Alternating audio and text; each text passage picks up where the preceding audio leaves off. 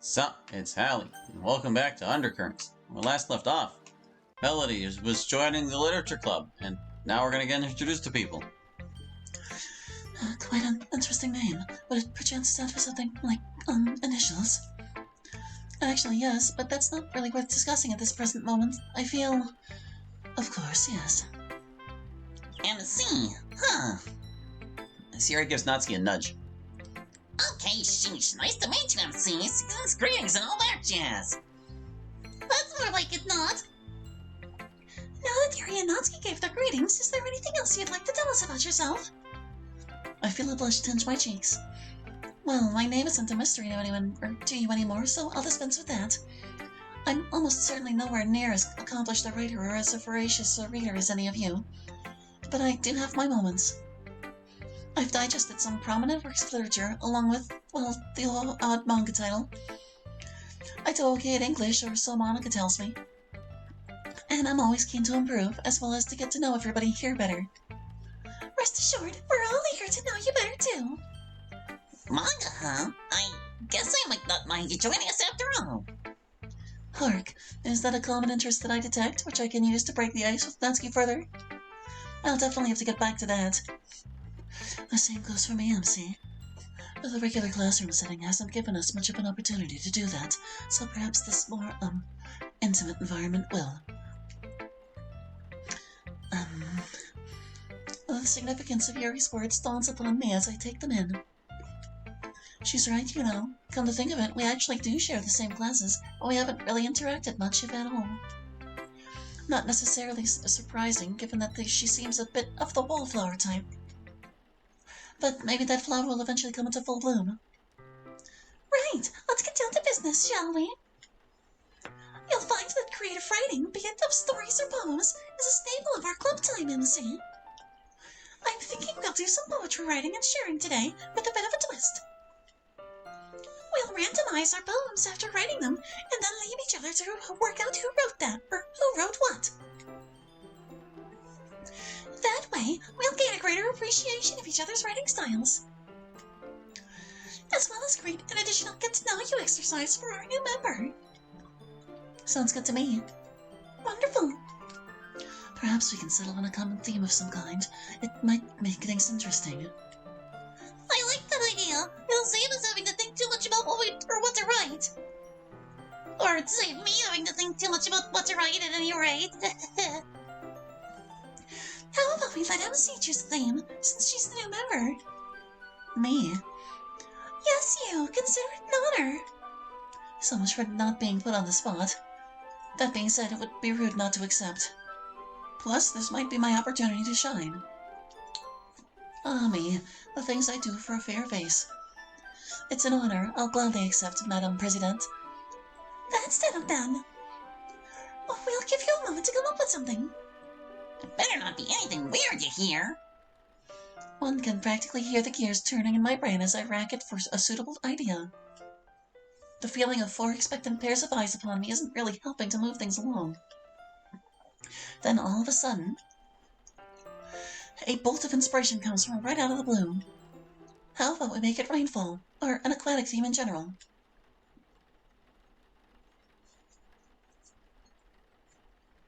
I blink once, twice. Are my eyes deceiving me, or does everybody look a tad enthusiastic now? Unless, of course, you'd rather go for something else, in which case I can give it another... No. No, as in you don't have to suggest an alternative. It's all good, MC. We'll run with this, won't we? There's a low murmur of assent from the rest. And with that, all the girls shuffle off to different desks and get to work. I guess they're conscious of Sayori's depression or something. How odd. I wonder what's gotten into them. As I put pen to paper, I inwardly thank the heavens for the literal brainstorm. Sayori was right. Having a gliding theme does make things far simpler. The ink flows from the nib as I move it across the blank surface like droplets forming a river, which then meanders its way into the sea. Slowly but surely, my poem takes shape along similar lines. Once I was stable, comfortable in my living, content with all that I had, never needing something new, till the vast watery expanse beneath the sky met my eye. It's all echoing irresistibly in my head, promising the greatest, the richest of rewards, if I would venture its void of blue. So my bags are now packed, and prepared to leave, my loved ones, all I've bade well. Aboard my grandfather's rickety ship, I cast forth into the choppy swell. It's been but a day since I set sail from the bay. The winds are prevailing, still fair is the weather. But will I find the fabled treasure, the gold, pearls, frankincense, and myrrh, those fabled wonders of the earth? Or will the sharks prove too much to handle? Will storms and waves swamp my humble craft? Might all that awaits me be suffering and pain, that old vicious cycle may commence again. Should I have departed into the uncharted, only time will tell. I reckon it's all right, even if I do say so myself. Hopefully the others share the same opinion. Well, at least one of them in particular, whom my gaze presently drifts over to.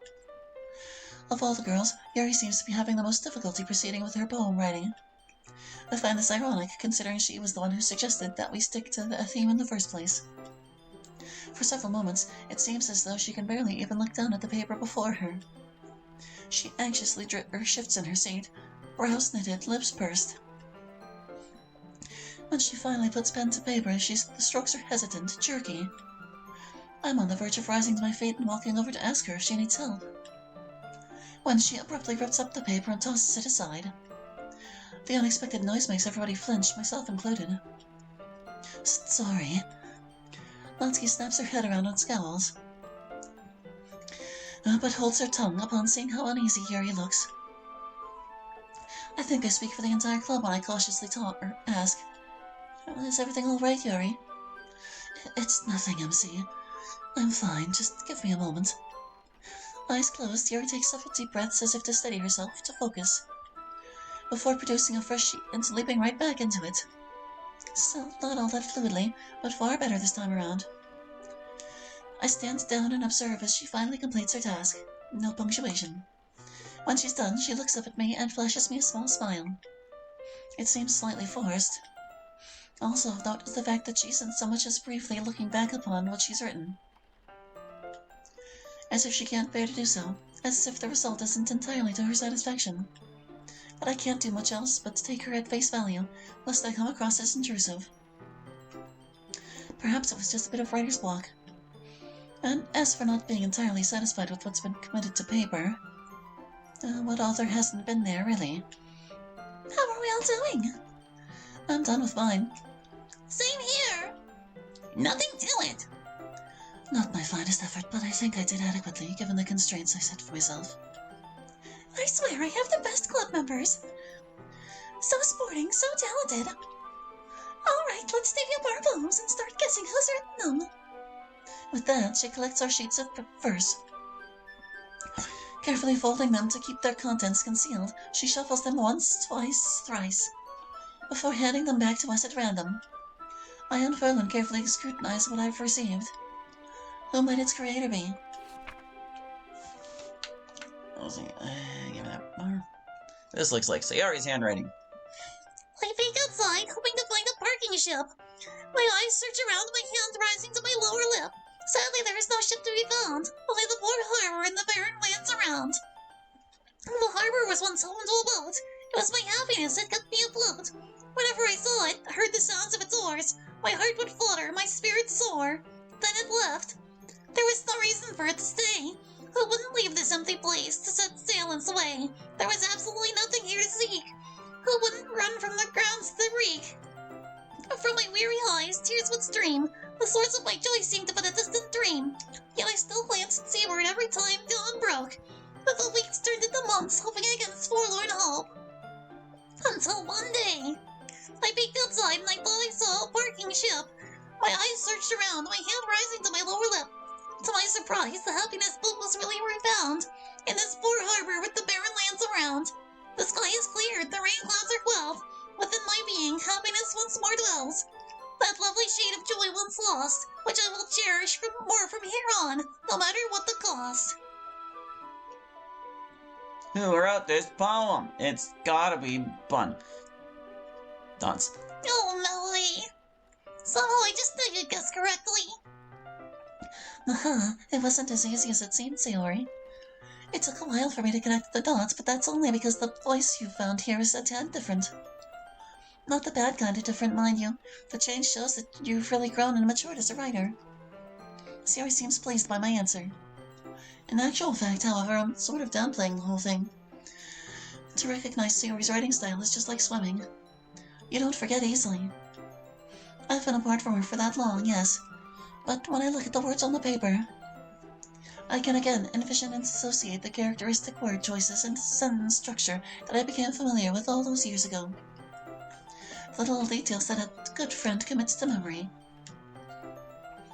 Besides, the message she's trying to get across is a dead giveaway.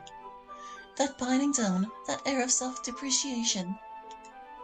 No prize as to what, or rather who, the boat represents. I can't rest on my laurels after deciphering her failed outpouring of feelings. This is the opportunity for me to set things right. Resolve, don't fail me now. The rain comes to an end, and with it the poetry game. It's a testament to the girls' experience as literature aficionados that they managed to correctly identify my poem almost right off the bat. Sure, their reception towards my writing itself is favorable on the whole, and I'm grateful for that. Every bit as good as what you showed me yesterday. Poetry and storytelling, quite the all-arounder, aren't you? New horizons, fresh vistas, full of exciting possibilities, themes that make for an inspired piece. It looks like you found your voice as an author too, Melody. I'm so glad. That's not bad, I guess. Could be a little lighter on the fancy schmancy wordplay, but otherwise not bad. But their ability to pick me out just like that, as well as their nuanced critiques, leaves me humbled. If I can eventually become half as good as them in those departments, perhaps I'll be able to properly fit in and call myself a worthy member. Perhaps. But regardless, Monica appears to have something else in store for us now, so I prick my ears up and pay attention. That was a fun little immersion, wasn't it? Now that we've all exercised our brain cells for today, how about we kick back and unwind with a bit of free reading? The others collectively nod, and I'm more than amenable myself. Everyone moves off to their own sections of the club. Now that Monica has left off to read, my mind wanders to Yuri, sitting quietly at a desk with her nose buried in her Poe volume. Our shared taste in reading material leads me to think that she and I might be able to bond further. Plus, her poetry was beguilingly dark. I'd like to see some more of that enchanting darkness peek out from beneath her soft exterior.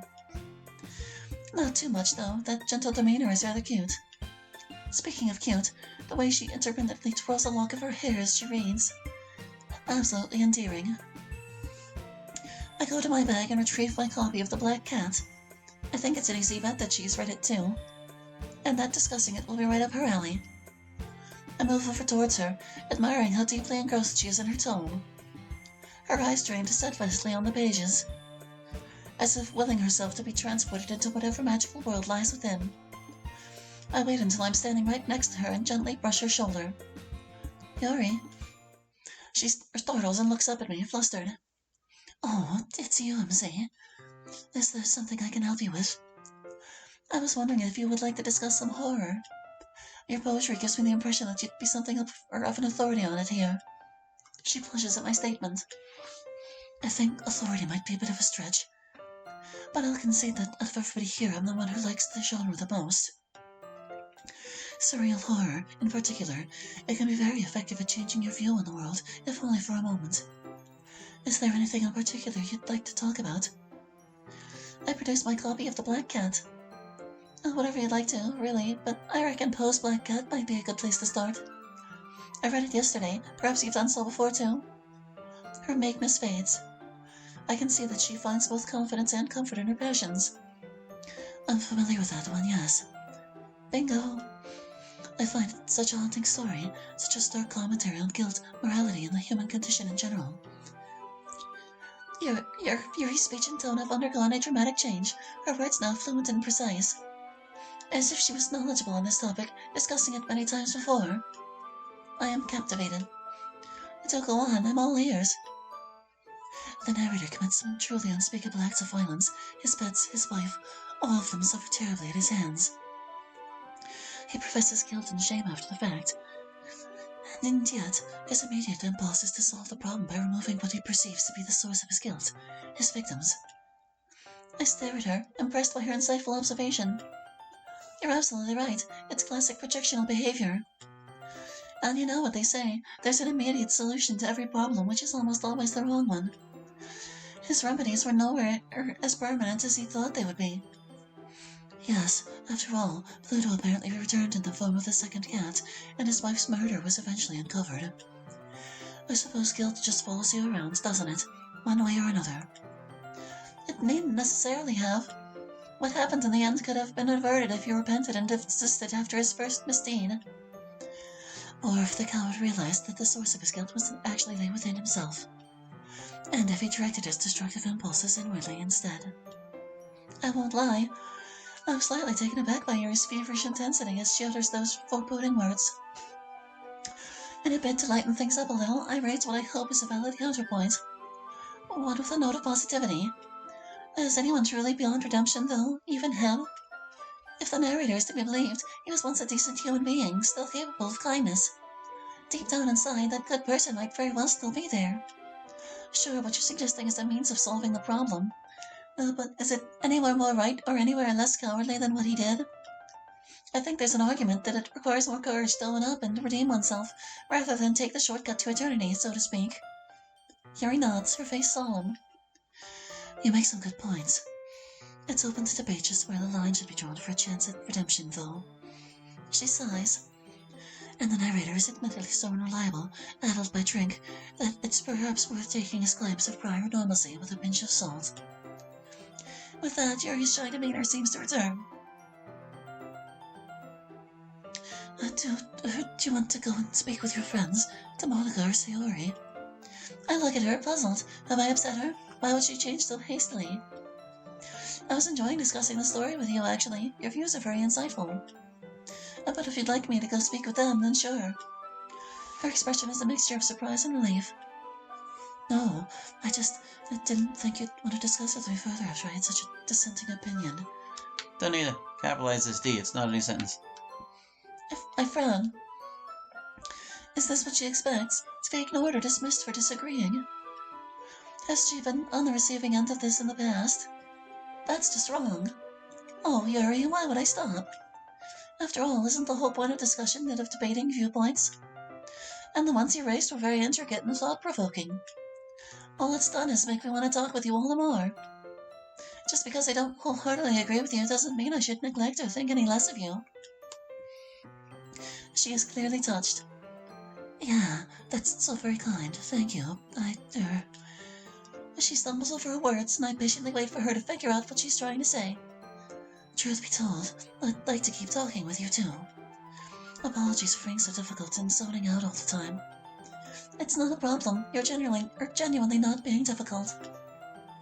Take all the time you need to get your feelings across. It's no inconvenience. Oh, would you care to start a new book with me at some stage?